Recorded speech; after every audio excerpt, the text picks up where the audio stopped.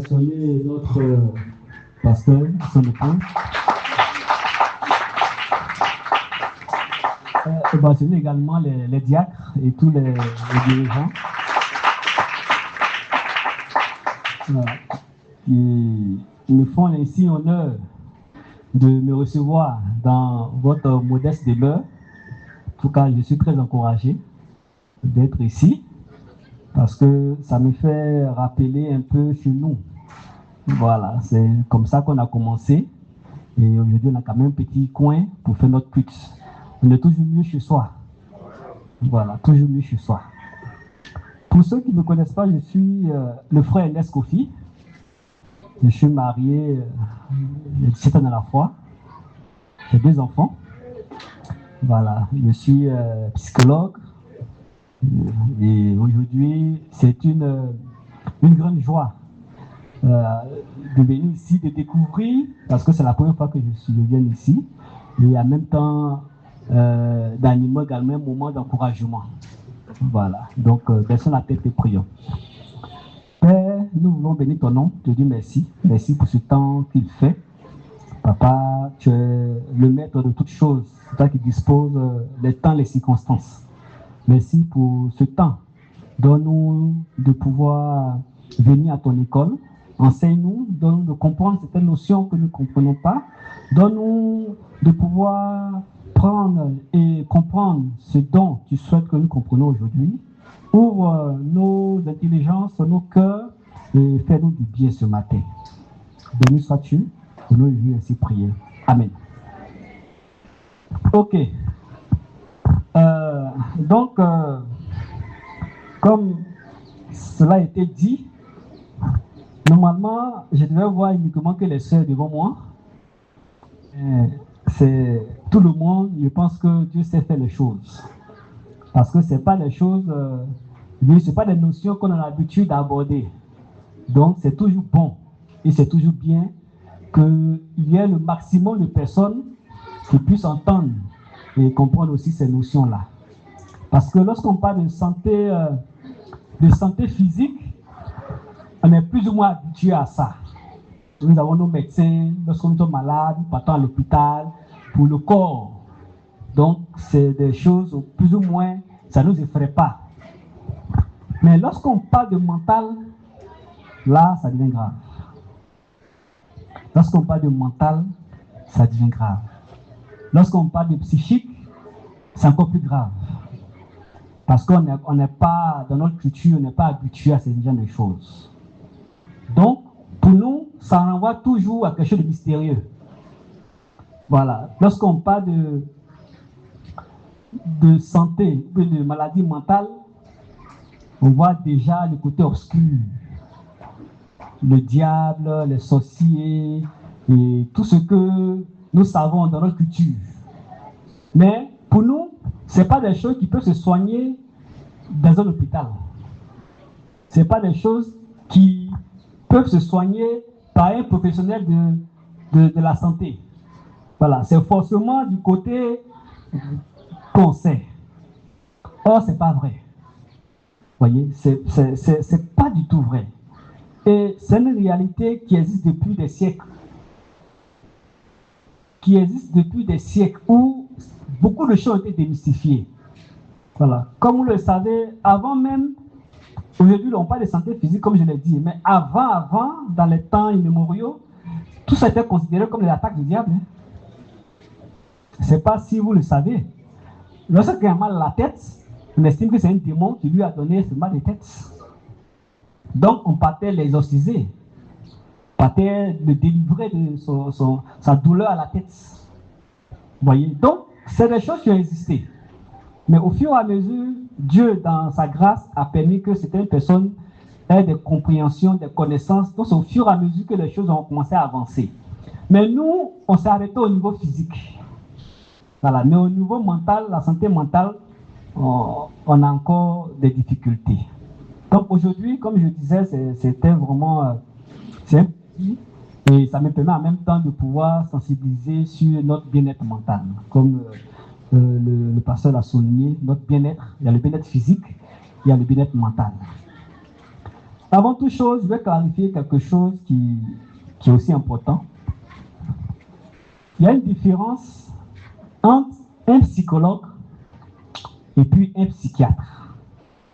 Quelle est la différence entre un psychologue et un psychiatre? Est-ce qu'il y a quelqu'un qui connaît la différence? Ou bien c'est la même? C'est la même? Non. Non, ok. Ah, ok, d'accord, il y a un doigt. Oui. Il faut essayer. Amen. Moi, je crois qu'un psychologue, c'est celui-là même qui prévient la personne qui est atteinte de santé mentale.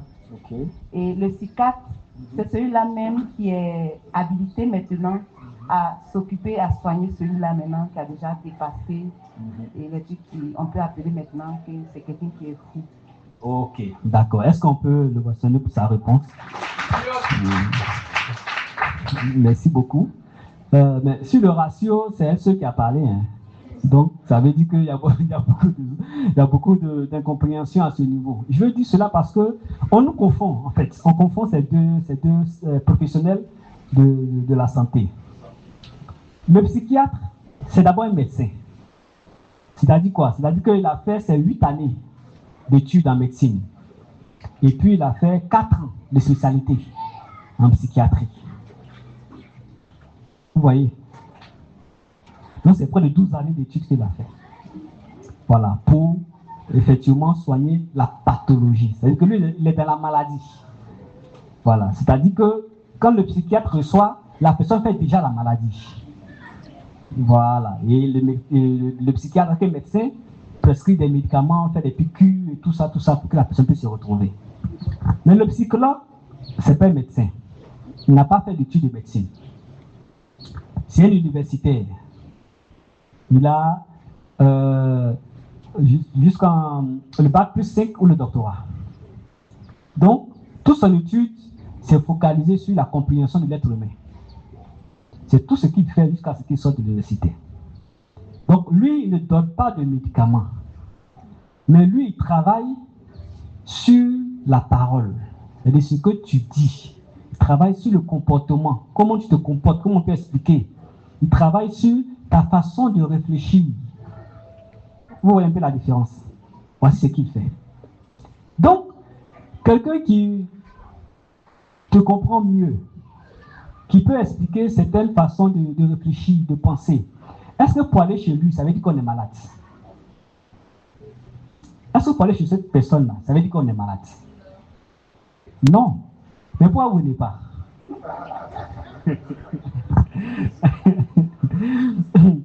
Parce que les quelques rares personnes qu'on reçoit là, ça veut dire que ces personnes se cachent. Il ne faut pas vous dire que je suis fou. Il ne faut pas vous me traiter d'une personne atteinte de folie. Mais ça n'a rien à voir. Ça n'a rien à voir. Souvent, d'autres même qui ont souvent, ça dit que à cause des situations de la vie, nous a développé certains troubles de comportement. C'est simple, hein? C'est-à-dire quelqu'un qui naturellement est bien, et à cause de certaines situations qui ont tellement stressé son mental, c'est une personne qui devient nerveuse. Voilà, une personne qui est douce, mais elle devient nerveuse. Bon, on ne la reconnaît plus. Elle se fâche pour une oui, pour une non. Voilà, elle commence même souvent à avoir même des douleurs à la poitrine. On dit qu'elle a mal au cœur. Donc, elle va faire des examens. Et on lui dit, bon, on ne voit rien de ce qu'on a fait. Ton corps va bien, ton cœur va bien, tout va bien. Mais on ne voit rien. Donc, naturellement, on s'inquiète. Et on lui dit, bon, vu que c'est comme ça, peut-être qu'il y a certaines situations que tu ne maîtrises pas, va voir un psychologue. Ah, faut pas que tu vas lui dire ça. Donc, tu veux dire que moi, voilà, je suis atteint de folie, tu ne m'aimes pas, tu ne veux pas de mon bien. Donc, vous voyez la réaction qu'on a. Voilà, vous voyez qu'on a la réaction là. On lui dit que de façon physique, on ne voit pas. Peut-être que c'est un point de fonctionnement psychologique. Va voir un psychologue et la personne peut faire une année, 2 années. Souvent, la moyenne de ceux que je reçois, on les a dit ça il y a 5 ans. Il y a 10 ans. Ça veut dire qu'elle s'est tellement cachée de sa maladie, mais pourquoi on trouve rien? Quand elle vient là, c'est ça aggravé jusqu'à... C'est une situation qui devient maintenant intenable. Donc, si elle n'est pas rentrée dans le versant pathologique, c'est-à-dire que là où maintenant ça ne va plus, on va voir le psychiatre. Or, chez nous, quand on vient nous voir, c'est que tu es en bonne santé. Avec quelqu'un qui n'arrive pas à raisonner, nous, on ne peut rien faire. Parce qu'on passe sur la parole. Mais la personne ne parle même pas. Elle est en train de délirer. Qu'est-ce qu'on peut faire? Où va la différence? Voilà. Parce que quand tu viens chez nous, il faut que tu sois en pleine possession de tes moyens. Pour que tu peux nous expliquer ce qui ne va pas. Quel est le problème que tu as eu qui a pu engendrer ça? Vous voyez? Parce que le psychiatre, lui, il connaît le fonctionnement du corps, le médecin en général. Comment le corps fonctionne, les organes et tout ça. Là. Mais c'est la même manière aussi, il y a une manière de fonctionner dans le cerveau, en fait. Vous voyez, non? Lorsqu'on parle de l'esprit, là, il y a un versant biologique.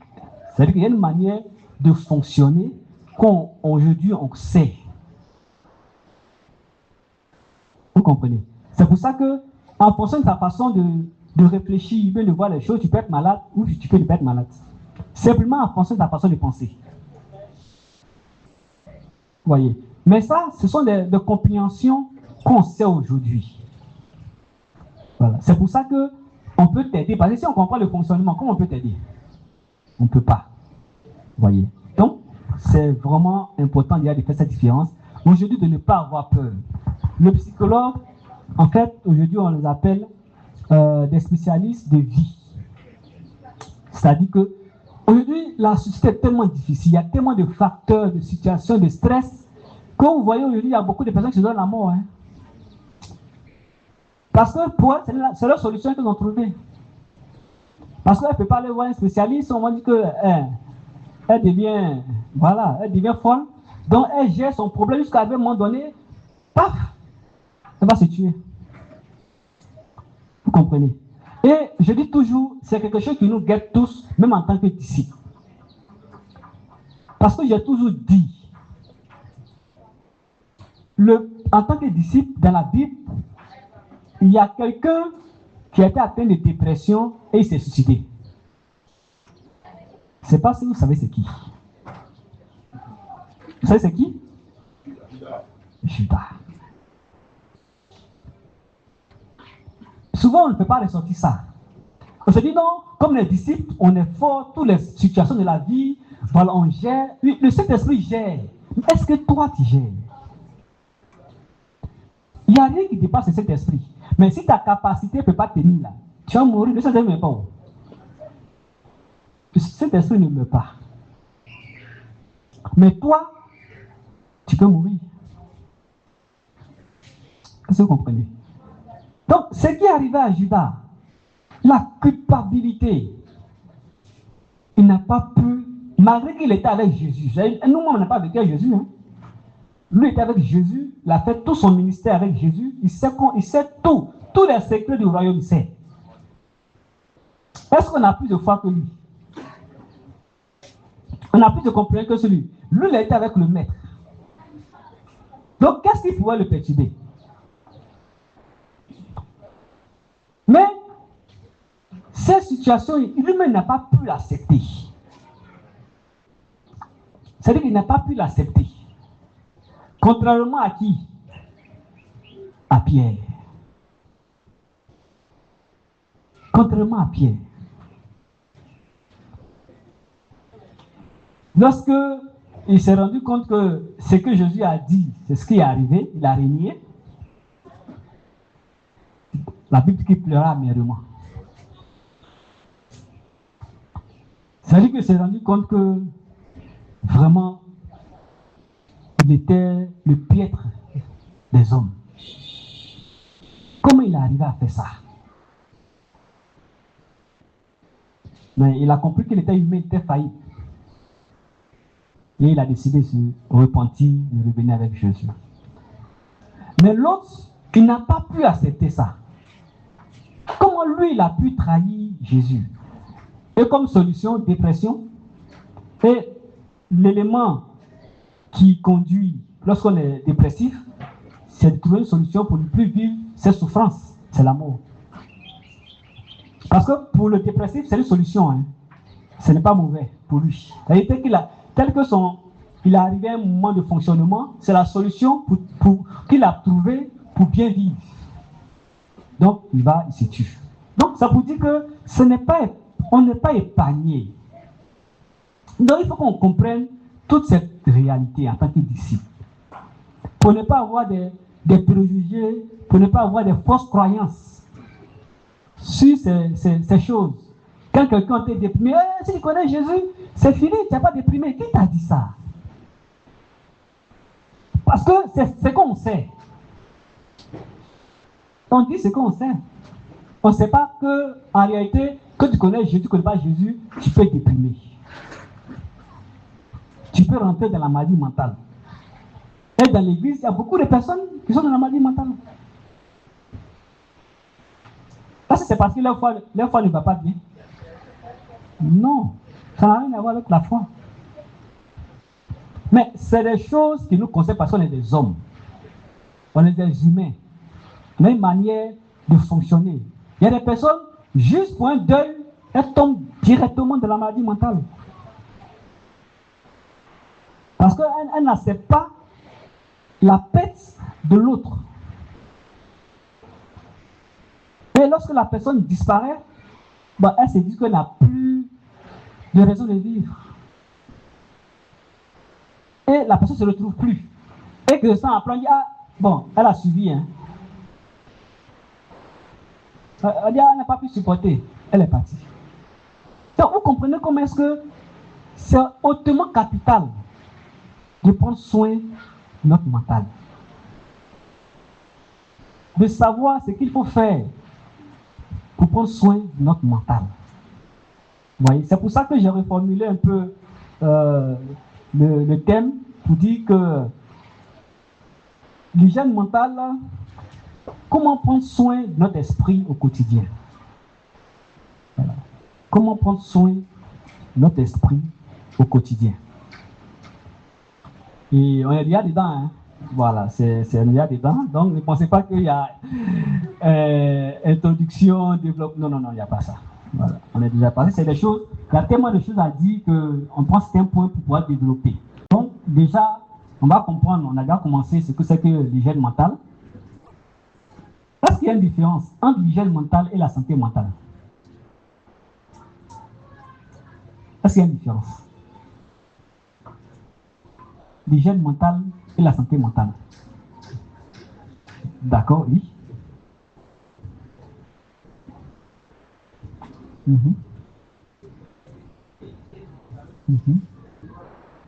Ok. Ok. D'accord. Ok.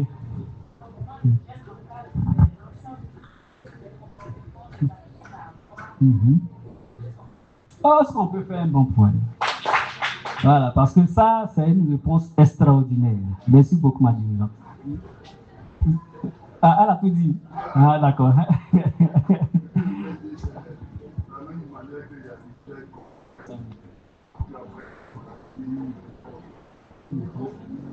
Exactement, ça c'est un très bon ajout. Très bon ajout. Effectivement. Lorsque il y a, dans le côté qu'on va de la santé, il y a ce qu'on appelle l'hygiène corporelle. Il y a la santé physique et puis il y a l'hygiène corporelle. La santé physique, on dit on est en bonne santé lorsqu'il n'y a pas de maladie. Vous voyez? Mais l'hygiène corporelle, c'est pour faire quoi? C'est pour prévenir la santé physique. Vous voyez, non? Quand il faut te laver, il faut te brosser les dents, voilà, tous ces types d'actes qu'on pose, c'est pour ne pas attraper une maladie. Donc, il y a un certain nombre de comportements, d'attitudes qu'on a pour préserver notre santé physique. C'est de la même manière, il y a un certain nombre d'attitudes qu'on doit avoir pour préserver notre hygiène mentale. Vous voyez que c'est corrélé, hein? Voilà, c'est vraiment corrélé. Donc, il n'y a rien d'extraordinaire.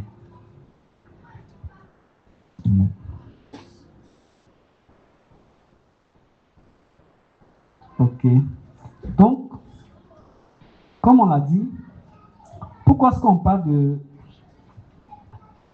de santé mentale, bon, d'hygiène mentale? C'est ce que je disais tantôt. Nous sommes aujourd'hui dans une société qui est de plus en plus stressante. Et à tous les niveaux, familial, financier et tous les autres ordres. Et souvent, on pense qu'on peut faire face à tout. Voilà, quand on est fort, on pense qu'on est fort mentalement. Donc on peut faire face à tout, qu'on peut gérer toutes les situations. Mais en réalité, on subit, et on subit plus qu'on ne croit. Parce que, au cas où vous ne saviez pas, les conséquences, lorsqu'on subit, se voient dans nos familles, auprès de nos enfants, dans nos couples, dans notre entourage. Parce que forcément, ça aura un impact sur notre comportement. Ça aura un impact sur notre façon de réagir. Ça aura un impact sur notre façon de faire les choses. Mais on pense qu'on contrôle. Or, on est déjà dans la situation. C'est pour ça que le premier élément, c'est qui suis-je? Est-ce que je me connais? Ça, c'est le premier élément. Est-ce que je me connais? Est-ce que je sais comment je réagis? Est-ce que je sais comment je fonctionne? Est-ce que je sais comment je réfléchis? Ça a l'air banal, hein? Mais ça crée des problèmes. C'est pour cela, quand il y a une certaine situation, mais il y a certains trucs qui arrivent, qu'on lui dit, mais toi, tu es toujours en train de réagir comme ça, la personne se fâche. Parce qu'elle ne connaît même pas comment elle-même fonctionne. Elle ne connaît pas. On dit, mais toi, tout le temps qu'on doit poser ce sujet-là, tu es nerveux. Tu te fâches. Tu dis, ah non, non, tu dis quoi? Et ça ne vient pas là. Or, en réalité, dans ton fonctionnement, tu es un gars très colérique. Mais est-ce que tu sais ça? Ou bien, tu es une personne, tu parles mal. C'est-à-dire que toi, il n'y a pas de mots en douceur chez toi. Quand on doit aborder le sujet, tout ce que tu dis, ça blesse l'autre. On voit ton fonctionnement, hein? Mais tu ne prends pas conscience que c'est comme ça que tu es. Donc, on te renvoie sur l'autre, tu dis, mais toi, pourquoi ce qu'il y a une situation, ce que tu dis là, c'est pour frustrer. Tu te fâches. Donc, toi, tu veux dire quoi? Hein? Donc, toi, tu veux dire que moi, je ne suis pas un disciple. Voilà. Donc, toi, tu penses que tu as plus de foi que moi. Vous voyez? Pourtant, c'est comme ça que tu es réellement. Mais tu ne te connais pas. Donc, il faut apprendre à se connaître. Et on peut demander, si on n'arrive pas à voir comment on fonctionne, on peut demander à notre entourage comment on me trouve. Voilà, qu'est-ce que tu peux dire de moi? Voilà, qu'est-ce que tu remarques chez moi? Pour qu'on apprenne nous-mêmes à nous connaître. Et c'est très important. Parce que quand on se connaît, on connaît ses limites. Quand on ne se connaît pas, on ne connaît pas ses limites. On pense qu'on est super-héros. Quand on se connaît, on sait que telle situation, je ne peux pas le faire. Donc, je demande de l'aide ou bien je laisse. Quand on se connaît, on sait que telle nouvelle, je ne peux pas l'accepter. Mais, il faut que je l'accepte. Donc, je vais demander de l'aide pour pouvoir l'accepter. Quand on se connaît, on fait plus attention maintenant à certaines choses. Donc, vous voyez, simplement la connaissance de soi permet de gérer certaines situations dans la vie active. Ouais, donc, c'est déjà un exercice que vous devez faire. Qui suis-je? Comment je réagis? Comment je parle? Comment je fonctionne? il faut pouvoir connaître tous ces éléments-là de votre personnalité. Vous-même, vous devez faire un profil de votre personnalité. Par ça, c'est le premier élément qu'on reçoit en cabinet, c'est le premier élément qu'on fait. Parce qu'en fonction de ton profil, tout ce que tu vas faire, là, on comprend. Et on sait aussi comment s'adapter en fonction du profil qui est en face. Parce que si c'est une personne qui... Il y a différents profils, hein, comme je le soulignais. Mais il y a des personnes qui, quand elles viennent, elles estiment qu'elle sait tout. Elle connaît tout. C'est ce qu'on appelle l'intellectualisme. C'est-à-dire que tous les sujets là, elle est experte en tout. Elle a toujours raison. Et quand tu veux lui faire comprendre que, bon, ce que tu as dit, c'est pas faux, mais c'est pas aussi vrai, ça devient valable. Mais une telle personne qui est en face de toi, tu vois comment elle fonctionne, tu sais comment lui parler. Parce que si tu rentres dans sa façon de fonctionner et que vous faites opposition, c'est fini. Vous ne pouvez plus changer. Vous comprenez? Voilà. Donc, c'est vraiment important de vous-même faire votre profil de personnalité. Parce que si vous ne le faites pas, c'est un élément déjà qui va vous permettre de pouvoir canaliser certaines situations. Ok. Donc, on va continuer pour dire que la plupart des personnes qu'on voit, qu'on rencontre, elles estiment que ces jeunes de choses, c'est pour les blancs. Voilà. Que nous les noirs, on est trop forts. Que ça, c'est les blancs, eux pleurent beaucoup. Voilà. Donc, ça, c'est des choses, ça peut les arriver. Mais est-ce qu'on n'est pas constaté qu'aujourd'hui, il y a beaucoup de personnes qui sautent du pont? Elles sautent du pont dans la lagune.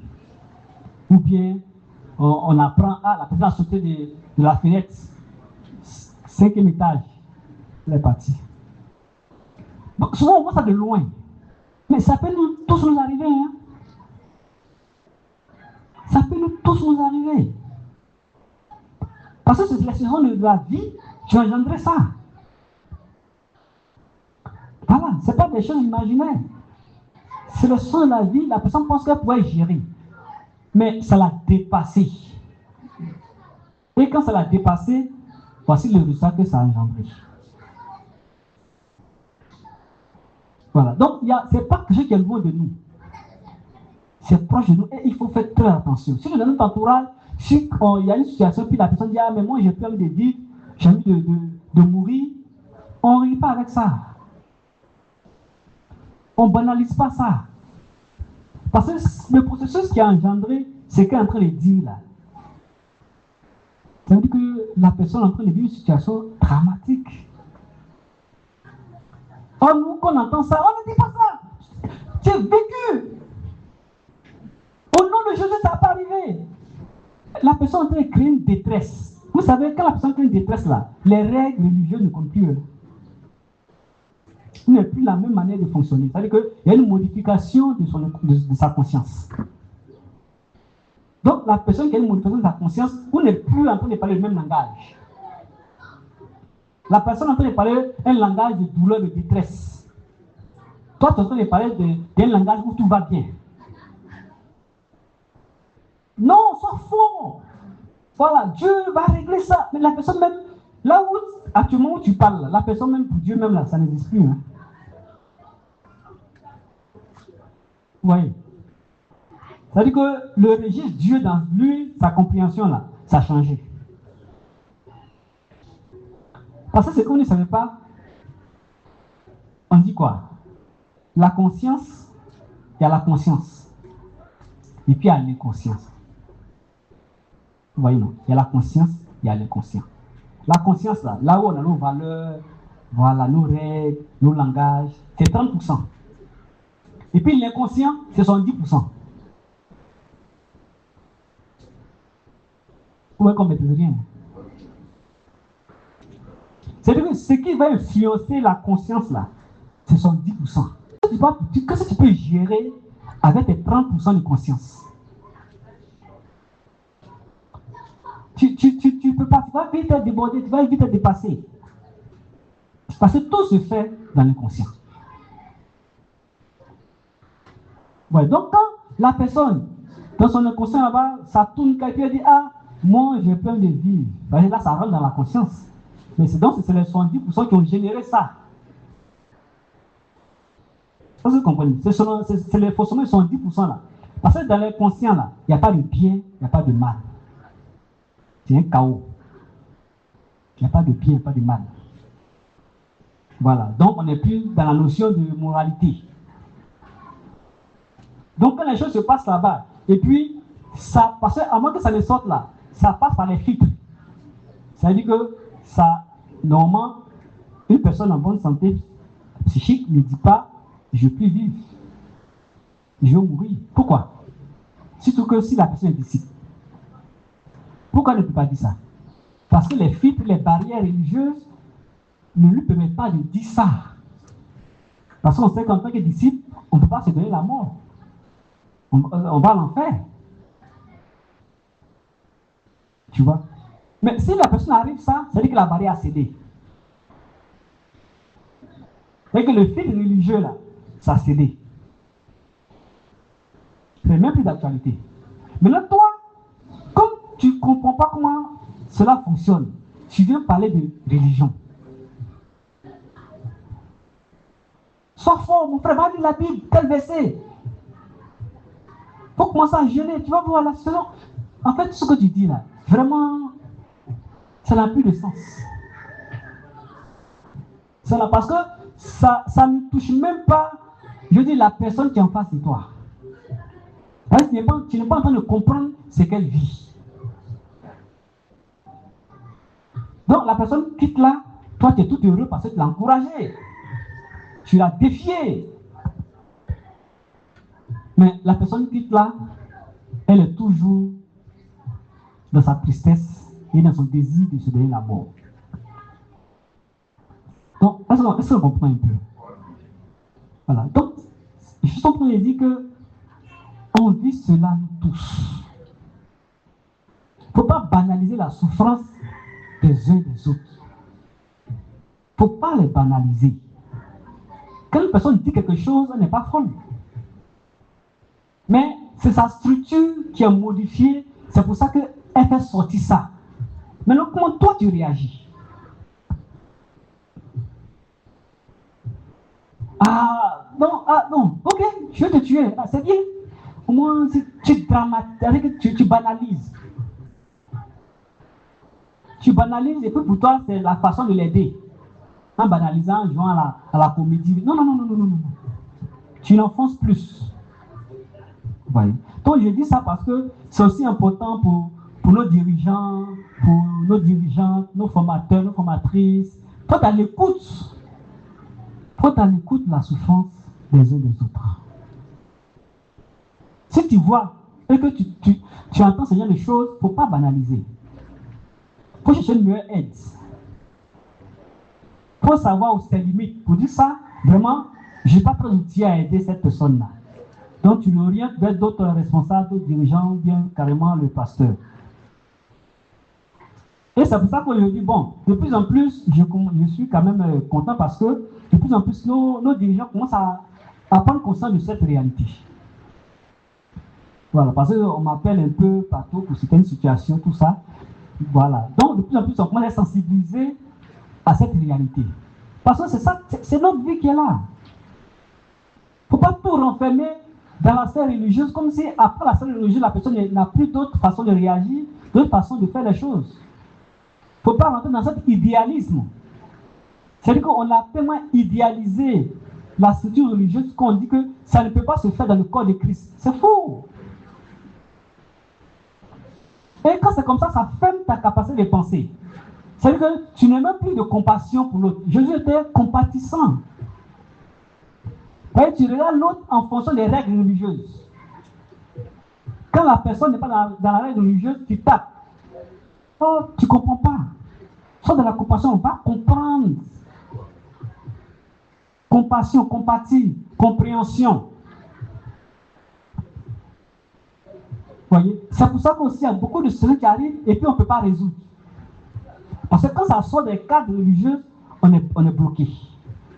On ne sait pas qu'est-ce qu'il faut faire. Vous voyez, on ne sait pas ce qu'il faut faire. Il faut sortir de là.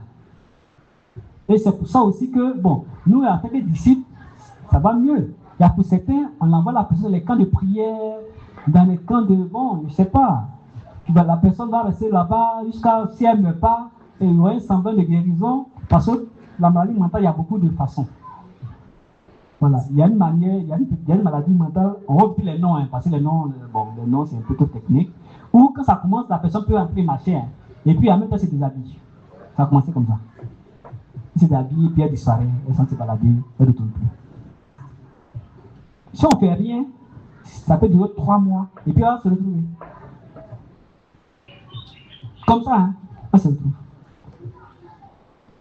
Si ce type de personnes, on apprend pour aller dans les camps, ils vont faire tout ce qu'ils vont faire. Après 3 mois, ça va guérir, non? Ah, on dit, ah, mais ils sont fous, hein? Ils guérissent les fous. Quand on envoie les fous ici, là, ils retournent. Ah, c'est pas ça. Parce que quand c'est chronique, la personne va mourir. Parce que si la personne n'est pas traitée, elle ne pourra pas se retrouver. Vous voyez. Donc, ça vous dit que il ne faut pas avoir peur de tout ce qui touche à l'hygiène mentale, à la santé mentale, au psychisme. C'est les choses qui sont aujourd'hui naturelles. Parce qu'on comprend comment est-ce que ces choses fonctionnent. Donc, il n'y a plus de sauter les préjugés.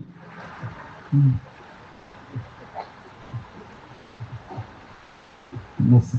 Voilà. Sauter les préjugés. Quand la personne, vous voyez que la personne, non, pas le voir un spécialiste, pas le voir un psychologue. C'est tout. Parce que même aujourd'hui, les médecins ne sont pas aussi très utilisés. C'est souvent les médecins qui... Vous voyez, non, c'est 12 années d'études hein, pour les médecins. Donc, très souvent, c'est les médecins qui sont allés un peu à l'extérieur, en Europe, qui ont fait certains trucs. Donc, ils ont quand même certaines sensibilités. Donc, quand ils viennent, ils font les examens. Après, ils me disent non. Il faut aller voir un psychologue. Donc, très souvent, c'est sur insistance du médecin que la personne vient nous voir. Voilà. Vous dites, ah, mon médecin est venu te voir. Mais je ne suis pas folle.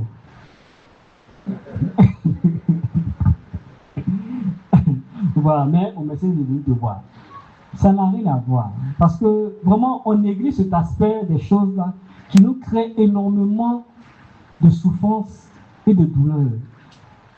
Énormément de souffrance et de douleur. Il y a des gens qui jusqu'à aujourd'hui, je parlais de situation de perte, de deuil, mais il y a des gens jusqu'à aujourd'hui qui n'ont pas encore fait le deuil d'un être qui a disparu, d'un enfant qui est parti, d'une situation de grossesse qui n'est pas bien terminée. Jusqu'à aujourd'hui, qui vivent avec cette souffrance, cette douleur. Jusqu'à aujourd'hui. Pourtant, on va dire que, bon, je dis, c'est normal, tu es une personne. Donc, quand un aléa de la vie arrive, que tes capacités n'arrivent pas à gérer, il y a des personnes qui sont là pour t'aider à gérer ça. Et non, dis donc, moi je ne suis pas, c'est juste que ça me fait mal.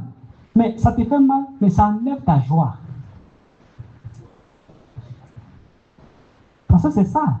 Ça peut te faire mal, mais ça ne te transforme pas. Ton fonctionnement est normal. Mais ça te fait mal, mais tu ne souris plus. Tu n'es plus en joie. Tu ne prends plus plaisir dans les choses que tu faisais avant. Donc tu deviens comme momifié.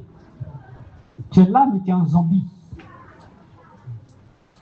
Mais tu vis ta foi. Hein? Voilà. Tu vis ta foi. Mais le soir, la nuit, quand tu dors, tu pleures. Souvent même, tu fais des cauchemars parce qu'il peut y avoir des scènes un peu traumatiques. C'est-à-dire qu'en fonction de comment la personne est partie, souvent il y a des images qui restent. Et cette image-là, tu revis ça. Et quand tu revis ça, ça te crée encore plus de souffrance. Souvent même, tu passes, tu entends des voix. Tu entends la voix même de la personne. Souvent même tu reconnais la personne dans la rue. Tu vois, ce sont des micro-traumatismes qui sont là. Mais tu vis à ça. Tu dis que personne ne peut t'aider. Tu pries, mais ça ne change pas parce qu'il y a un fonctionnement qui est modifié. Tant qu'on n'a pas rétabli ça, ce sera difficile. Voilà. Les autres vont venir t'aider, ils vont prier, mais comme le fonctionnement là, c'est modifié, c'est un peu comme on dit qu'il n'y a pas lu. Si tu ne prends pas mes gamins de palu là, ce sera difficile. Hein? Ça peut aller, ça peut ne pas aller, ça peut aller, ça peut ne pas aller, mais tu n'as pas retrouvé vraiment ta santé comme il faut. C'est la même chose avec tout ce qui touche au mental. Tant que tu n'as pas vu un spécialiste qui va t'aider, parce qu'aujourd'hui on a des thérapies, voilà, qui vont te permettre de remettre, je veux dire que soit l'image disparaît, soit tu acceptes l'image et puis ça ne te fait plus souffrir. Parce que le point c'est ça. Est-ce que j'ai ça en mémoire mais je ne souffre plus? Voilà. Et ça te permet de continuer tes activités et de retrouver la joie. Vous comprenez? Maintenant, il y a aussi des situations qui peuvent arriver, surtout avec la question d'argent. Voilà. Tu peux perdre ton travail, ou tu peux même être en travail, mais ta rémunération ne te permet plus d'assurer tes charges. Et chaque fin du mois, c'est l'angoisse totale. Parce que là, tu te retrouves criblé de dettes, tout ça, il faut toujours courir de gauche à droite, voilà, pour chercher à trouver des solutions. Voilà. Donc, tu cours par-ci, par-là, et ça impacte la qualité de ton couple. Parce que les nerfs sont à cran. Puis c'est tout le temps dans la réflexion, comment trouver des solutions, comment trouver des trucs. Donc, tes nerfs sont à cran, point oui, point non, c'est la bagarre, c'est, comment on va dire ça, des injures, c'est la colère, c'est beaucoup de choses. Et le couple souffre de ça. Pourtant, il y a la foi, hein, ça n'enlève en rien la foi de la sœur, du frère. Ça n'enlève en rien. Mais voici quelque chose qui est là et ça impacte. Vous comprenez? Dans ce sens-là, effectivement, il y a deux écoles. Nos responsables sont là, ils peuvent t'aider. Voilà, avec les versets, avec l'encouragement, avec les défier, tout ça. Mais si ça ne va pas, parce qu'on est complémentaires, si malgré tout ça, la situation est tellement difficile, que ça continue de modifier ton fonctionnement, il faut voir un spécialiste. Parce que ce que tu vis là, il y a à côté de toi quelqu'un qui vit pire, mais il est serein. Dans son couple, il y a toujours la joie. Oh, pourtant, ils ont 2 fois plus de problèmes que toi. Qu'est-ce qui fait la différence? Vous comprenez? C'est ton attitude à faire face à ces situations. C'est ton attitude à donner sens à la situation. C'est ton attitude à comprendre qu'est-ce que je peux faire, qu'est-ce que je ne peux pas faire. Comme souvent, il y a une chose qui est arrivée, je ne sais pas si vous avez entendu les réseaux sociaux, on dit que ce sont les problèmes que tu as, il faut manger d'abord. Ça fait rire, mais c'est pour dire que il y a ces choses qui dépendent de toi, et c'est des choses qui ne dépendent pas de toi. Il faut savoir ce qui dépend de toi, il faut savoir ce qui ne dépend pas de toi. Et il faut aussi chercher à savoir aussi d'autres personnes qui peuvent t'aider. Parce que souvent, on fonctionne en fonction de notre niveau d'éducation et de connaissance. Dans tout ce que nous faisons là, c'est en fonction de notre connaissance et de notre niveau d'éducation. Mais donc, ça peut être des seules choses qu'on peut faire, mais on ne sait pas. Donc, en nous faisant aider, ça peut élargir notre niveau de connaissance et de compréhension, où on peut trouver des solutions qu'on n'imaginait pas. Est-ce qu'on comprend? Tu vois? Tout ça, pourquoi? Pour préserver notre équilibre mental. Parce que tant que notre équilibre mental est préservé, on peut tout faire. On peut gérer la situation. Mais une fois que c'est atteint, il y a un dysfonctionnement, les choses deviennent compliquées. Oh, la vie, il y a dû. Donc, si vous en ajoutez encore un dysfonctionnement mental, tu souffres, tu fais souffrir tous ceux qui sont autour de toi. C'est ça le drame. Si tu ne souffres pas seul, bon, c'est pas seul. Mais tous ceux qui sont autour de toi souffrent à cause de ton attitude. Donc, pourquoi? Parce que, tu ne te connais pas. Tu ne sais pas comment tu fonctionnes. Tu ne sais pas ce que tu peux faire, ce que tu ne peux pas faire. Tu ne sais pas à quel moment chercher de l'aide. Tu ne sais pas aussi être aussi souvent humble pour aller chercher de l'aide. Donc, il y a des gens aussi qui sont mais manquent d'humilité. On dit, bon, ta situation là, va voir telle personne. Tu dis non, il n'est pas là-bas. Mais si tu ne vas pas là-bas, tu mets à mal ton équilibre mental. Parce que la souffrance va perdurer, ça n'a pas changé, la souffrance est toujours là. Oh, il y a une solution qui est à côté là. Mais à cause de ton orgueil, tu ne peux pas faire cela. Non. On dit non, bon, tu as perdu un boulot, bon. Il y a, en attendant que tu trouves un boulot, il y a un frère là qui a une société de gardiennage. Tu peux le voir, au moins, tu vas. Tu de quoi? Gardien, jamais. Non, moi, être dans le bureau, il y a une affaire. Non, ça, il ne peut pas faire ça. Bon. Tu vois un peu la situation. On dit en attendant de trouver meilleur. Va, tu trouves quelque chose pour manger. Tu dis non, que gardiennage, ce n'est pas un bon travail. Donc toi, tu ne peux pas faire ça. Comment on appelle ça? C'est un manque d'humilité. Parce que, on dit pourquoi? On dit pour monter.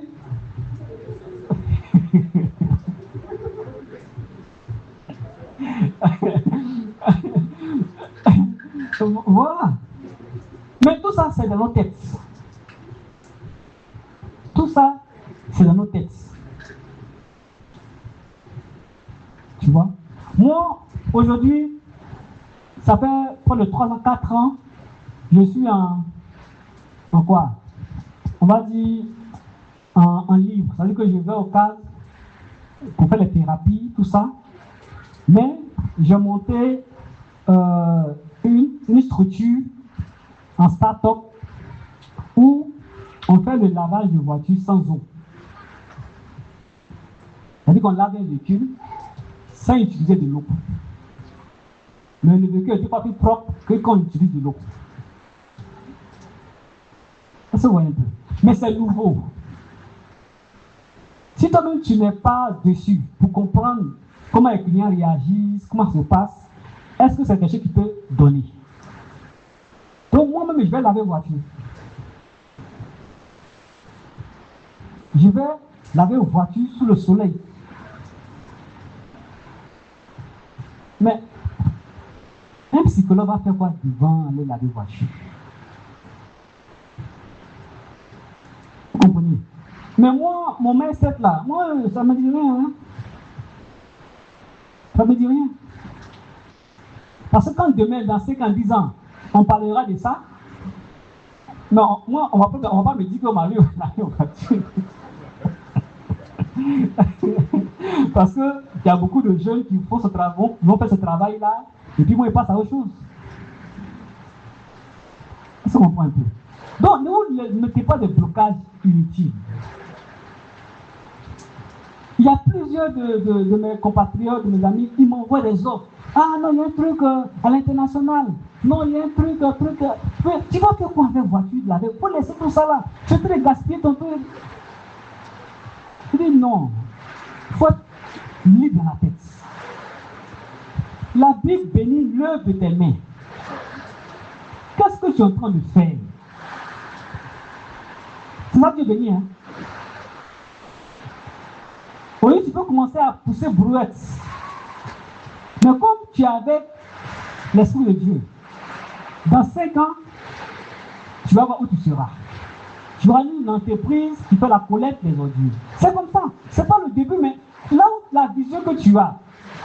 Donc tu vas aller être vigile, mais tu ne sais même pas si devant l'établissement, mais devant l'entreprise pour faire vigile là. Peut-être que ton profil est en train de chercher là-bas. Tu ne sais pas.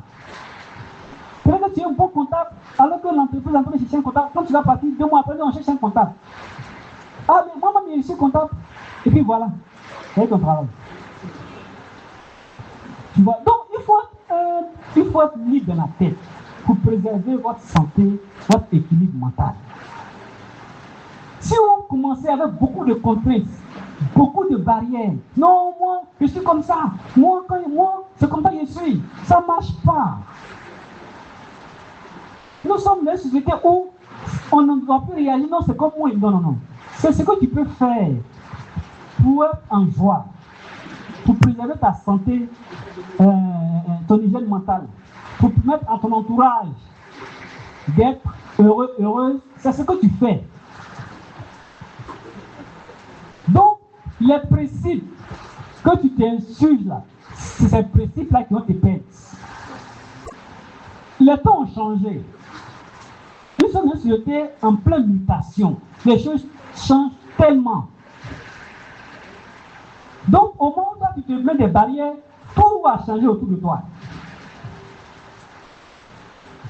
Voilà. Donc, tu es seul avec ta façon de réfléchir. Vous voyez? Donc, il faut faire très attention. Il faut faire très attention.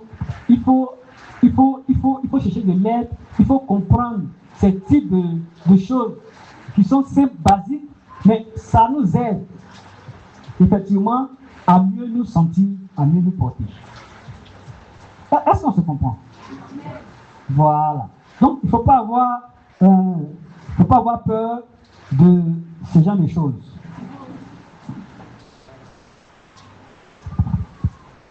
Il y a la place, il y a encore.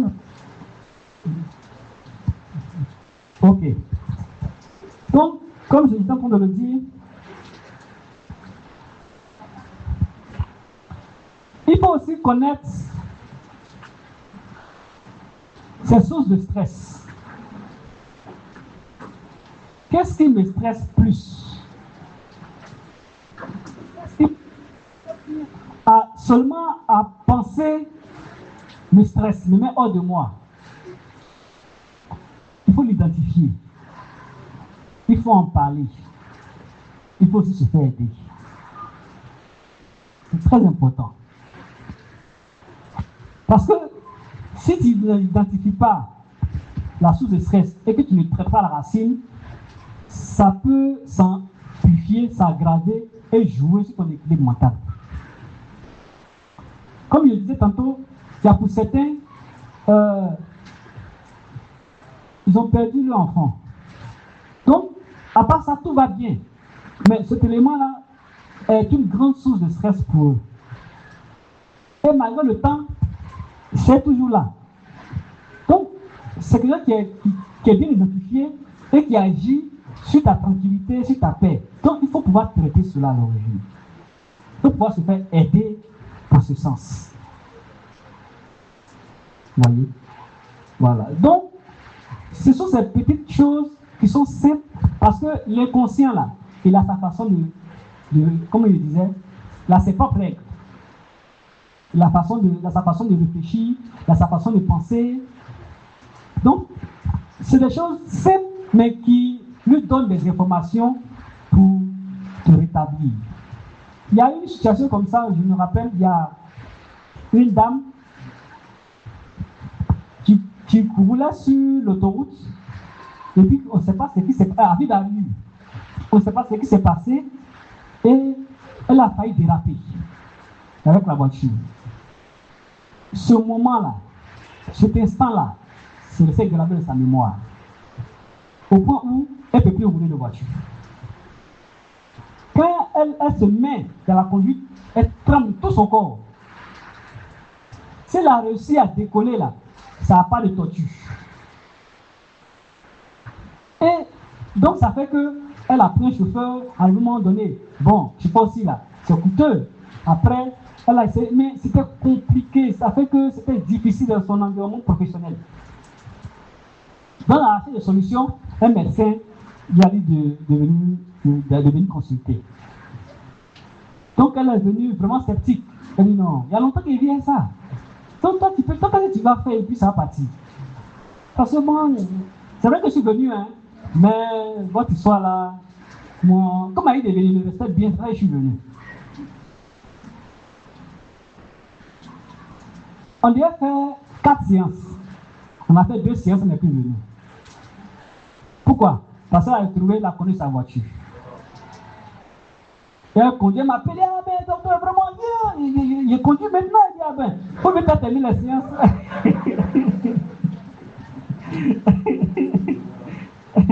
Vous voyez, faut même pas terminer la séance. Et il y a une autre situation plus récemment, là, effectivement, c'est un monsieur qui a, non, là ça devenait grave. C'est un monsieur qui a sa femme, qui a ses enfants, et qui a fait un rêve. Et dans ce rêve-là, il a fait un accident de voiture. Ça l'a tellement perturbé que quand il s'assoit dans un véhicule, à part lui-même sa voiture, dans un taxi haute, quand on ferme, quand on entend le bruit, la porte qui est fermée, il saute par la fenêtre. Il y a eu un moment même sur l'autoroute, il est sauté par la fenêtre. C'est tellement grave qu'on dit que c'est le sorcier qui veut le tuer. Que ça, donc sa maman est venue et tout, il faut qu'on va le laver au village parce que c'est pour lui fini. Au point même où à un moment donné, il interdit sa femme et ses enfants de mettre pied dehors. Quand ils vont à l'école, ils viennent soit à la maison, ils ne sautent pas. Donc on m'a tout je suis parti à domicile, j'allais faire là-bas. Sa maman était là et tout ça. Il dit que sa maman est venue parce qu'ils vont au village. Et cette situation-là, c'est mystique. Voilà. Donc je lui ai fait comprendre, je lui ai expliqué un peu pourquoi est-ce que ça fait ça. Parce que dans la période même là, on parlait beaucoup dans l'enlèvement de voitures, on parlait beaucoup d'accidents. Donc, toutes ces nouvelles qu'il a accumulées, la peur qui a fait qu'il a fait ce type de rêve, et comme on le dit, tant qu'il n'est pas encore confondu pour être fort. Mais cette situation-là, c'est un peu comme si ça perforait un peu sa défense psychique et c'est incrusté. Donc, c'est fini. C'est vulnérable, la peur de tout. Donc, on m'a dit au moins, on n'a pas tenu la séance, mais comme il a pris tout mon argent, donc ça m'a fait mal passer. Il a payé tout mon argent. Voilà. Donc, après 3 séances, c'est fini. Il dit, lui n'a plus le temps. Il dit, au moins c'est bon. Donc, faut continuer. Voilà, parce que la sorcière est partie. Donc, ça vous dit que il y a des choses qui pensent que c'est pas possible. Que ça, si c'est pas, qu'on appelle ça, le côté mystique, si c'est pas les trucs, on peut pas. Je n'ai pas dit que ça n'existe pas. Mais il y a beaucoup de situations qu'aujourd'hui, qu'on vit, mais qu'on peut les résoudre. Voilà, en 2-3 séances, c'est fini, tu prends ta vie en main. Rapidement. Il y a pour certains un problème de cœur. Il y a les palpitations. Il faut les examiner, il n'y a rien. On fait tout, mais il n'y a rien. Or, c'est un problème fonctionnel, c'est un problème psychique. Qui a fait que tu as peur à tout moment, tu es angoissé. À tout moment. Et tu vis avec ça. Et tu souffres comme ça. Tu prends des médicaments, le point fini. En quelques séances, tu peux te retrouver. Ouais, donc, ça vous dit que n'ayez pas peur de la santé mentale. C'est vraiment... vous avez plus connaissance du versant pathologique. Mais il y a un autre versant qui est l'hygiène mentale, qui est vraiment pour tout le monde. Et c'est pour éviter d'arriver à là. Le manque de sommeil, c'est un problème de santé mentale. C'est la question qui a été posée. D'accord. Donc, on prend les questions d'abord. Oui, on je prend pense 5 que... questions, ou bien tu vas répondre au fur et à mesure. Bon, l'idéal, c'est qu'on prend les questions, puis je vais répondre. Autre question? Viens.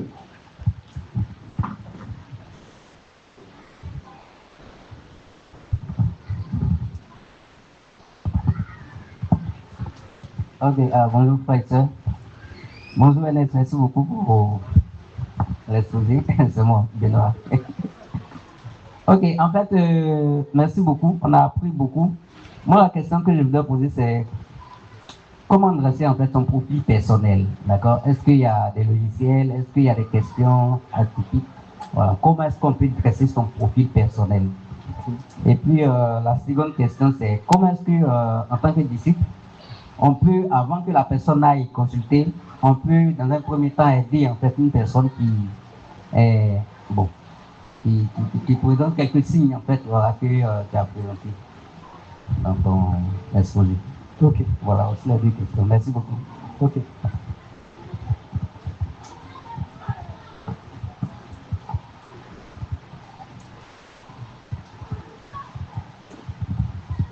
Merci beaucoup. Mais quand tu parlais, tu as dit, quand une situation te vole ta joie, c'est-à-dire malgré la prière, mais chaque fois que tu penses à la situation, elle te vole ta joie. Donc, moi, il y a au moins 2 ou 3 situations comme ça. C'est-à-dire que pour un temps, quand je revis, elle me vole ma joie, je fais l'effort, je dépasse. Mais chaque fois que je repense à la situation, il y a toujours cette attitude de je suis un peu triste et puis après je me fais un moral et puis j'avance. Est-ce que ça, c'est des signes déjà que au niveau de la santé mentale, je suis en train de... Je vais dire, est-ce que jusque-là, je n'ai pas encore... Tu as parlé des fibres. Ça va parler d'une limite là, que quand il y a certaines situations qui peuvent percer et puis entrer dans la conscience. Voilà. Est-ce que dans mon cas là, parce que ça fait quand même bon, il y a une situation, ça fait quand même beaucoup d'années. Ok. Mais chaque fois que ça revient, je revis les choses, il y a la culpabilité, je suis un peu triste. Et puis après, bon, je dis, bon, dans tous les cas, je ne peux rien changer. Et puis, voilà, donc je vais voir un peu ma situation, quoi. D'accord. D'accord.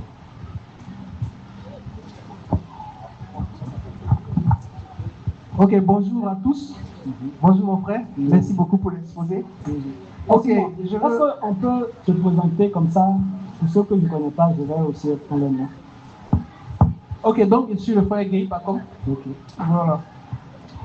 Je veux savoir, est-ce qu'il y a un exercice particulier pour gérer la santé mentale? Bon, on parle de la santé physique et la santé mentale.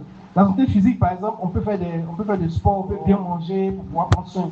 Mais concernant la santé mentale, est-ce qu'il y a un exercice approprié voilà, pour gérer la santé mentale? Merci.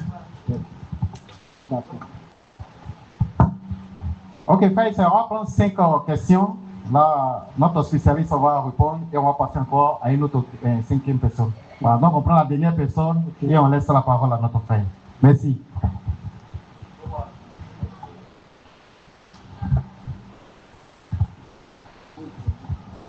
Moi, je suis Kwame Ayonier Daniel et j'ai 2 questions. Déjà, je voudrais savoir comment on a dit que l'inconscient domine sur la conscience. Maintenant, je voudrais savoir comment l'inconscient se manifeste. Et puis, je prends l'exemple des élèves comme ça. On est constamment stressé par rapport aux moyens de classe, ce qui aussi affecte notre confiance en soi-même. Donc, est-ce qu'on peut avoir quelques conseils pour pouvoir gérer cela aussi? Merci.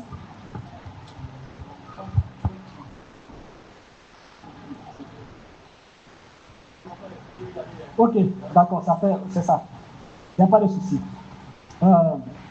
Merci beaucoup pour toutes les préoccupations, les questions.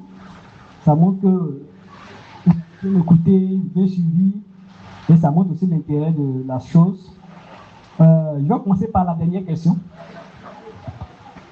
Bon, lorsque on est en situation scolaire, bon, c'est clair que si la quête d'un meilleur résultat ne te stresse pas, C'est que le corps ne dit rien. Mais il y a deux types de stress. Il y a ce qu'on appelle le stressement. C'est-à-dire que c'est le stress positif qui t'amène à redoubler d'efforts pour pouvoir atteindre tes résultats. Parce que le stress, c'est une adaptation de ton organisme. Tu comprends? Tu dis, bon, je vais avoir 15 de moyenne. OK? Donc, pour avoir 15 de moyenne, ça demande de faire beaucoup d'activités, beaucoup d'exercices et tout ça. Donc, tout ça, tu n'es pas habitué à ça. Donc, ça génère du stress. Parce que ton corps se oblige à faire des choses qu'elle n'a pas l'habitude de faire. Okay? Donc, ça, c'est le bon stress. Maintenant, il y a le mauvais stress. C'est-à-dire, à cause du fait que tu vas avoir une bonne moyenne, tu ne dors plus, tu ne joues plus, tu ne sors plus, tu ne voilà, tu ne parles plus à quelqu'un. Et tu es constamment en train d'étudier matin, midi, soir, matin. Bon, là, ça devient inquiétant. Et c'est à ce niveau-là que c'est pas bon. Voilà, parce que le stress que tu as, qui devrait te permettre d'avoir de bons résultats, est en train de jouer sur ta santé. Voilà. Est-ce que tu es à ce niveau où tu as le mauvais stress? Tu es à ce niveau-là où tu as le mauvais stress? Non. Ah, c'est quand tu es intelligent, tu vas avoir de bons résultats. Voilà, c'est que tu as le bon stress. Donc, c'est ce qu'il faut. Voilà. C'est la bonne dose qu'il faut pour pouvoir se surpasser, pour avoir de meilleurs résultats. Voilà. Maintenant, bon, le manque de sommeil, c'est un élément qui peut avoir plusieurs facteurs. Voilà. Plusieurs situations peuvent engendrer le manque de sommeil. Voilà. Comme on n'a pas le temps pour que je puisse savoir vraiment qu'est-ce qui a engendré cela, ce que je peux dire, c'est que déjà pour aller dormir là, c'est un truc pratique, on ne cherche pas le sommeil sur le lit. Je répète, lorsqu'on va aller dormir là, c'est pas sur le sommeil, c'est pas sur le lit qu'on va pour chercher le sommeil pour dormir. C'est au salon, comment on va dire ça même, dans la cour. En tout cas, tu as sommeil d'abord. Et puis tu vas, tu te couches. Parce que si tu vas te coucher sans avoir sommeil, tu n'as pas dormi. Hein? Parce que tu vas te ressasser tout ce qui s'est passé dans la journée, tous les petits problèmes, toutes les situations. Et si tu d'habitude, tu n'as pas un bon sommeil, ça s'est dégradé encore. Tu vois, non? Voilà, donc ça fait que tu n'auras pas un sommeil réparateur. Parce que ça que c'est lorsqu'on dort bien que le corps s'autogénère.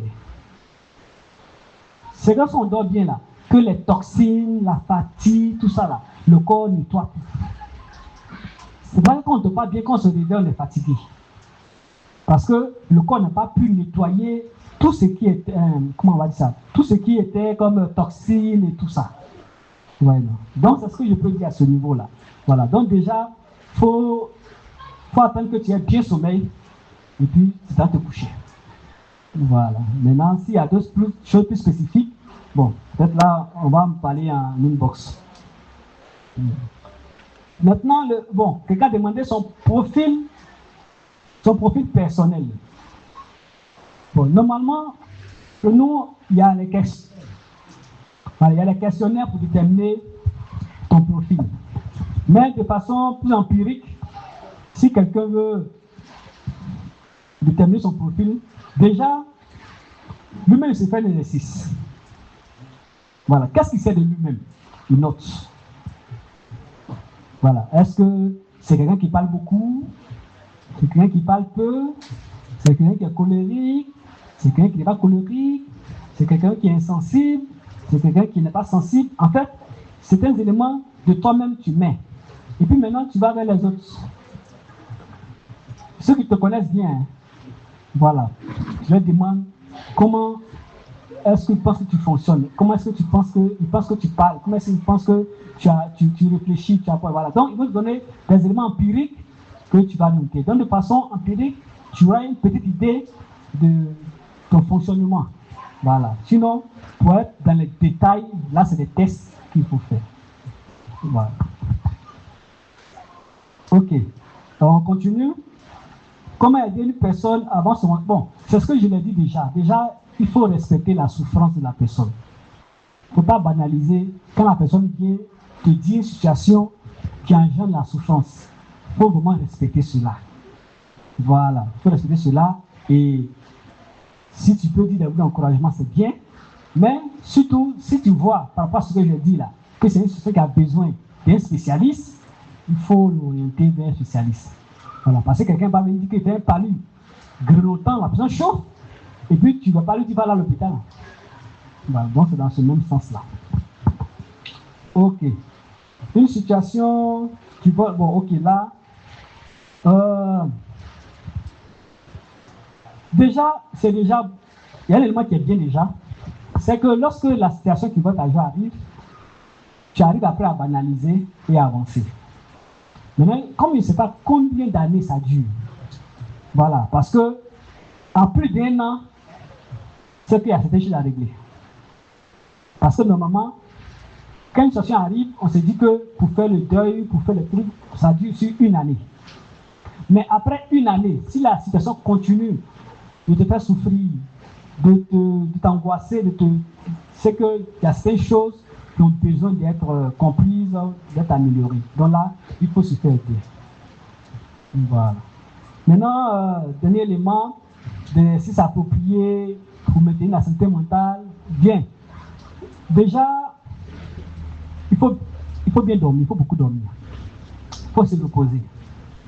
Parce que nous sommes qui va tellement vite qu'on n'a plus le temps de se reposer. Or, le sommeil, le repos, là, c'est un médicament pour le psychisme et pour le corps. Il faut arriver à avoir du temps pour se reposer. Il ne faut pas penser pouvoir résoudre tous les problèmes du monde. Voilà, il faut s'aménager. Voilà, il faut s'aménager. Tu as parti pour laisser les problèmes. Donc, il faut pouvoir mettre un stop, aller bien te reposer. Et quand on dit reposer, ce que j'ai dit là, c'est pas pour aller réfléchir au problème. Parce que le corps, le psychisme a besoin de ça. Parce que nous sommes des êtres biologiques. C'est des enzymes, c'est des trucs, des connexions internes. C'est ça qui fait qu'on fonctionne. Tu vois? Donc, quand on dit repos là, c'est vraiment un bon repos. C'est-à-dire que tu laisses toutes tes situations et tu dors bien. Voilà, tu fermes tes téléphones, voilà. En tout cas, il faut arriver à te reposer. Voilà, ça c'est un élément vraiment important. Il faut bien se nourrir. Voilà. Il faut bien se nourrir. Il faut arriver à bien manger. Il y a des personnes qui mangent, mais si tu manges gala tous les jours, tu manges. Voilà, mais gaba tous les jours, ça va pas te donner de bons nutriments aussi pour prendre soin aussi de tout ce qui est. Parce que le substrat, c'est le cerveau. Le cerveau, c'est un organe. La vie est en bonne santé. Voilà. Donc, le soleil, la nourriture. Et puis, autre chose, il faut relativiser. Il faut dédramatiser. Quand il y a des situations, il faut rendre les situations comiques. Il faut arriver à rendre les situations critiques drôles. Parce que lorsqu'on dédramatise, lorsqu'on rend les situations vraiment drôles, ça donne du bien-être au corps. Parce que vous savez que le rire, la joie, ça développe certaines, comment on va dire ça, certaines enzymes, certaines choses de bien-être dans le corps. Vous comprenez? Donc, il y a des gens qui sont trop sérieux. Oui! Ils sont trop sérieux. Lorsque il y a une situation, non, ton enfant voulait traverser la route, mais c'est quelqu'un qui l'a dit à traverser. Ah bon? Mais ça veut dire que une voiture pouvait connaître ma fille. Ça veut dire qu'en même temps, la personne commence à se rentrer dans des interprétations pour une chose vraiment. Ça n'aide pas. Ça n'aide pas le psychisme. Voilà, il faut laisser tomber les choses. Il ne faut pas avoir les choses. Vraiment, il y a des gens qui sont rancuniers. Ça n'aide pas. Voilà, il faut apprendre à laisser tomber les choses. Voilà, il faut apprendre. Il y a des gens qui ne savent pas le faire. Voilà. Il y a des gens vraiment, leur cœur bout trop. Dès qu'il y a une situation, le cœur en même temps est en jambes. Non, il faut apprendre à vraiment se relaxer, à se calmer et à laisser tomber les choses. À se vider. Quand on se vide, le psychisme aussi va mieux. Voilà, donc on peut s'arrêter là pour les 5 premières questions. Merci beaucoup, pasteur. Merci beaucoup, mon frère. Merci beaucoup, docteur. Ok, on va prendre 5 dernières personnes, s'il vous plaît. Soyez précis parce qu'il y a des questions qu'il a déjà répondu sûrement. 2, voilà, ça a diminué. Notre papa dit 2. Je voulais même poser pour moi, je pose plus d'ailleurs, cette nuit 2. Voilà, donc 2 personnes. Ici, je prends, bon, M. Zawi, comme les plus anciens, et M. Djewa. Et en dernière position, une seule, Mme Yeso. Pardon, je veux plaider sur voilà. Ok. Bon, non, papa dit 5. Ok, donc, M. Zawi. Non, il n'y a pas de programme, je suis là. M. Zawi, JB, Maman Yeso, et ici, Paulin Premier. Et puis, Dame Sida. Tu n'as pas levé la main? Monsieur Djewa. Ok. Monsieur Zawi, Yves, Dame Yeso, Paulin et Monsieur Didier. Je commence par vous.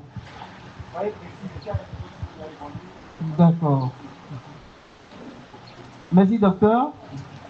Voilà, merci pour la conférence. En tout cas, j'ai beaucoup appris. Que Dieu vous bénisse. Je voulais savoir, dans votre gestion des hommes, est-ce qu'il vous arrive d'utiliser aussi la Bible? Ok. Voilà, je le dis parce que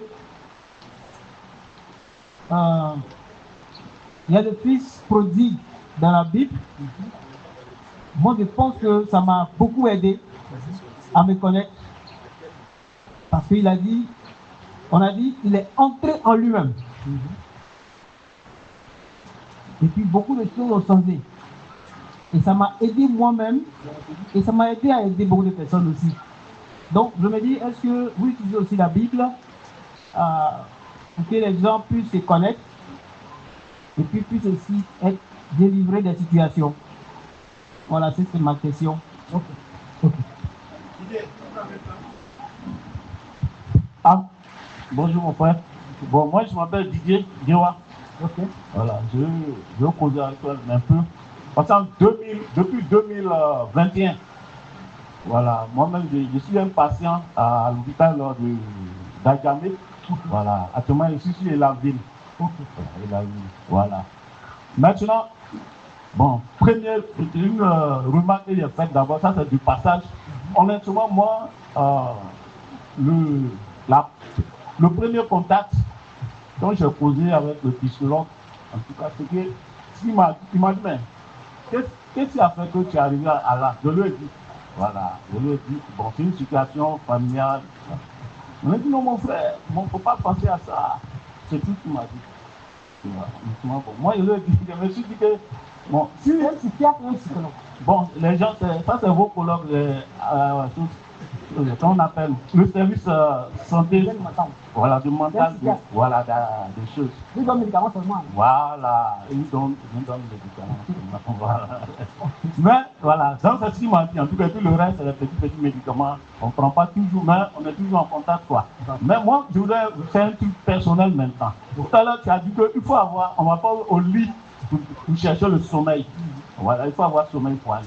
Maintenant, moi, c'est un cas particulier que je vais, voilà, je te dis, tu vois, mais je peux beau avoir sommeil. Ça veut dire que si je suis assis dans la chaise, je vais dormir tout de suite. Mais si je me lève, que mon corps touche le lit, c'est fini. Le sommeil s'en va. Mais au début, quand ça faisait, et puis c'est ça qui me fatiguait, quand ça faisait, je luttais, je me lève même. Je peux aller dehors pour prier. j'ai revenu, ça reprend. Je peux faire ça jusqu'à demain matin. Voilà. Mais c'est pas que c'est fini. Hein. Maintenant, effectivement, ça s'en va. Même hier même, j'étais drogué, mais dès qu'il me suis couché, le sommeil s'en va. Mais je reste. Je suis là, je reste. J'écoute tout. La musique de dehors, en tout cas, je reste. Jusqu'à ce que je commence après.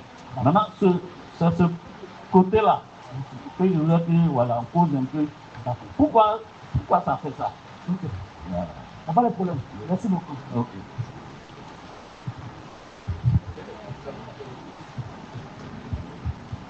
Bonjour, docteur. Bonjour. Bon, moi, c'est le frère Zawi. Zawi.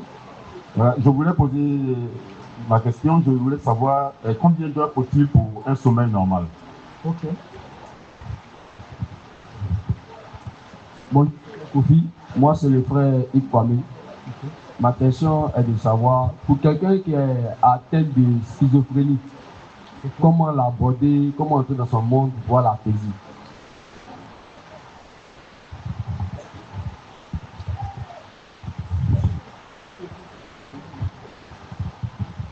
Amen. Merci beaucoup, mon frère. Moi, j'ai envie de poser deux questions. J'aimerais savoir, dans votre développement, vous avez parlé de ceux qui, à un moment donné, peuvent avoir des douleurs du côté du cœur ou quoi. Et souvent, on fait plusieurs examens, on découvre que la personne n'a rien, mais elle souffre quand même. Moi, je voudrais savoir si la santé mentale a un rapport avec les maladies chroniques telles que la tension, l'hypertension, le diabète et consorts. Si oui, est-ce que vous pouvez dans votre disons, dans votre consultation, je ne sais pas comment le dire, en rencontrant un tel malade, est-ce que vous pouvez l'aider à retrouver, bon, c'est sûr que vous allez l'aider à retrouver la santé mentale. Si elle recouvre la santé mentale, est-ce qu'elle peut remonter cette situation de maladie chronique? Ça, c'est ma première question. Maintenant, ma deuxième question, c'est, à vous entendre, l'environnement joue beaucoup dans notre santé mentale, notre environnement, l'environnement dans lequel nous vivons. C'est-à-dire, ceux avec qui nous vivons contribuent beaucoup dans notre santé mentale. Est-ce que le changement de cadre peut nous aider à recouvrer la santé mentale? Par exemple, je travaille dans un milieu social. Dans une entreprise, je travaille dans un certain contexte. Est-ce que le fait de changer de contexte de travail ou de contexte peut m'aider à recouvrer la santé mentale? Si oui, est-ce que ça sera permanent ou bien si je retourne là où j'étais, je peux retomber là-dedans? Merci beaucoup. Merci beaucoup. Ok, donc ça fait déjà les 5 personnes. Il y a une personne qui m'a intercepté qui a dit que la petite Kwame a posé une question par rapport à la conscience et l'inconscience. Ah, d'accord. L'inconscience fait 70 et la conscience fait 30. Oui. Comment on peut savoir qu'on est dans l'inconscience? Okay. Parce que là, il y a beaucoup plus de pourcentage là. Voilà, donc il est revenu dessus pour dire, ah, le docteur n'a pas parlé de ça. D'accord. Ok, donc vous pouvez aller pour les réponses. D'accord. Merci beaucoup. Ok. Donc, je vais commencer par la dernière question. Comme je n'ai pas répondu, je ne vais pas noter. La conscience et puis l'inconscient. D'accord. C'est une notion, je pense que pour beaucoup d'entre nous, on doit avoir quelques éléments de notion dessus.